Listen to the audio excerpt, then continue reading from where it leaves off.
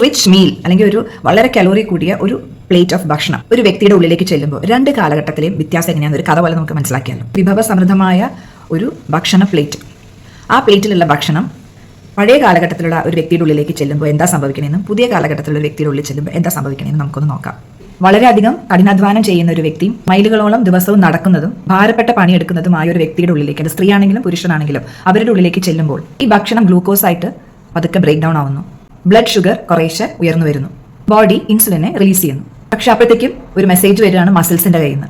Muscles പറയാണ്, ഞങ്ങൾ വളരെയധികം വിശന്നിരിക്കുകയാണ്, ഇത്രയധികം പണികൾ ചെയ്ത് ടയേർഡായിട്ടിരിക്കുന്ന അവസ്ഥയിൽ ഞങ്ങൾക്ക് ഗ്ലൂക്കോസിനെ മുഴുവനും വേണം എന്ന് പറഞ്ഞ് മസിൽസിന്റെ അടുത്ത് നിന്ന് മെസ്സേജ് വരികയാണ്. അവിടെ സ്റ്റോർ ചെയ്ത് വെച്ചേക്കുന്ന ഗ്ലൈക്കോജൻ മുഴുവൻ തീർന്നു, അവിടുത്തെ സ്റ്റോർ കാലിയായി. അപ്പോൾ എന്ത് സംഭവിക്കും? ഈ ബ്ലഡിലെ ഗ്ലൂക്കോസ് നേരെ മസിൽസിലേക്ക് ചെന്നിട്ട് അവിടെ റീസ്റ്റോർ ചെയ്യാൻ മെച്ചം വരുന്ന ഗ്ലൂക്കോസ് ഉണ്ടെങ്കിൽ മാത്രം അത് ഫാറ്റ് ആയിട്ട് സ്റ്റോർ ചെയ്യുന്നു. ഇവിടെ എന്താ സംഭവിച്ച്? ഫുഡ് എന്തായിട്ട് മാറുന്നത്? ഫുഡ് ഇവിടെ മാറുന്നത് സ്ട്രെങ്ത്, സ്റ്റാമിന, എനർജി ആയിട്ട് മാറിക്കൊണ്ടിരിക്കുകയാണ് ഇവിടെ. ഇനി ഇതേ സെയിം പ്ലേറ്റ് ഭക്ഷണം ഇന്നത്തെ കാലഘട്ടത്തിൽ ഒരു വ്യക്തി കഴിക്കുകയാണെങ്കിൽ ഇവിടെ എന്താ സംഭവിക്കണേ നോക്കാം. എങ്ങനത്തെ വ്യക്തികളാണ് ഇവര്? ഏത് നേരവും ഇരുന്നുള്ള ജോലി ചെയ്യുന്ന ആൾക്കാർ. അവർ ഏത് നേരം ഇരിക്കുന്നു, ഒന്നില്ലെങ്കിൽ വീട്ടിലെ കസേരയിൽ, അല്ലെങ്കിൽ കാറിൽ, അല്ലെങ്കിൽ ജോലിക്ക് പോകണം, ജോലി സ്ഥലത്ത് ഇരിക്കുന്നു, ഇല്ലെങ്കിൽ രാത്രി കിടക്കയിൽ കിടക്കുന്നു. ഈ ഒരു അവസ്ഥയിൽ ജീവിക്കുന്ന ഒരു കൂട്ടം ആൾക്കാരാണ് ഇന്ന് നമ്മൾ ചുറ്റും കാണുന്നത്. ഇവർ വേർക്കുന്നില്ല, ഇവർ സ്റ്റെയർസ് കയറുന്നില്ല, ഇവർ നടക്കുന്നില്ല. ഇങ്ങനത്തെ വ്യക്തികളിലേക്ക് ഈ ഭക്ഷണം ചെല്ലുമ്പോൾ ഇവിടെയും ഭക്ഷണം ബ്രേക്ക് ഡൗൺ ആയി ഗ്ലൂക്കോസ് ആയി മാറുന്നു. ബ്ലഡിലെ ഷുഗർ മൈൽഡായിട്ട് കൂടുന്നു എന്ന് നേരത്തെ നമ്മൾ പറഞ്ഞെങ്കിൽ ഇവിടെ ബ്ലഡിലെ ഷുഗർ ഫാസ്റ്റ് ആയിട്ട് കൂടുകയാണ്. ഇവിടെ മസിൽസിന്റെ അടുത്തുനിന്ന് യാതൊരു വിധത്തിലുള്ള ഇന്റിമേഷനും വന്നിട്ടില്ല. മസിൽസ് യാതൊരു രീതിയിലും എനർജി ഡിമാൻഡ് ചെയ്യുന്നില്ല, കാരണം അവരവിടെ വെറുതെ ഇരിക്കുകയാണ്. അവിടെ സ്റ്റോർ ചെയ്തേക്കുന്ന ഗ്ലൈക്കോജൻ, അതായത് ഗ്ലൂക്കോസിന്റെ സ്റ്റോർഡ് ഫോമാണ് ഗ്ലൈക്കോജൻ. അവിടുത്തെ ഗ്ലൈക്കോജനൊക്കെ അങ്ങനെ തന്നെ ഇരിക്കുക, അത് എടുത്തിട്ട് പോലുമില്ല. അപ്പോൾ മസിൽസ് പറയും, ഞാനൊരു പണിയും ചെയ്തിട്ടില്ല, എനിക്ക് തൽക്കാലം ഈ ഗ്ലൂക്കോസിനെ വേണ്ട.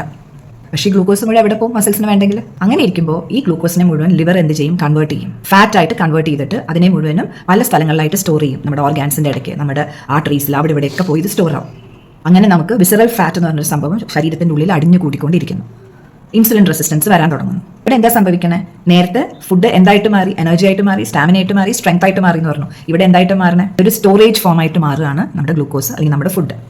ഇവിടെ എന്താ മാറിയത്? ഫുഡാണോ മാറിയത്? അല്ല, മസിൽസിന്റെ ഡിമാൻഡാണ് ഇവിടെ മാറിയത്.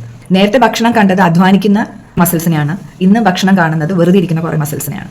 ഇവിടുത്തെ ശത്രു ആരാന്ന് വെച്ച് കഴിഞ്ഞാൽ റിച്ച് ഫുഡ് അല്ല ഇവിടുത്തെ ശത്രു. ഇവിടുത്തെ ശത്രു എന്ന് പറയുന്നത് ഇനാക്റ്റീവ് മസിൽസ് ആണ്. ഇതിന്റെ കൺക്ലൂഷൻ എന്താന്ന് വെച്ച് കഴിഞ്ഞാൽ, if muscles R active, food become energy, and if muscles are not active, food convert into disease.